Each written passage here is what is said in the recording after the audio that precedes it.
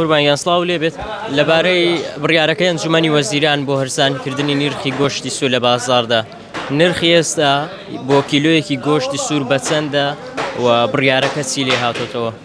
گۆشتی سوور گۆشت گۆلک بە ئێسقانەوە ئێستا گۆشتی خۆمانە گۆشتی خۆمانە بە 16,000 نەرمک بە 19 گۆشتی بەرخیش لە 20 تا 22 باشە وەکو پێشترە هەستەکەم ینی ئەوەی کە پێشتری شەر بم شێوێ بۆ چەند ڕۆژێک پێشێستاوە تا پێش بڕیارەکەی ئەنجومەنی وەزیران بۆچی نەچۆتە بواری جێبەجێکردنەوە تاوەکو ئێستا بەخۆیان تاکو ئێستا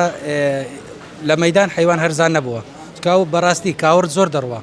لۆ بەغدا و لۆ جنوب لۆ سلێمانی لۆم لایەکی دەڕوە ینی هۆکاری گرانیەکەی چییە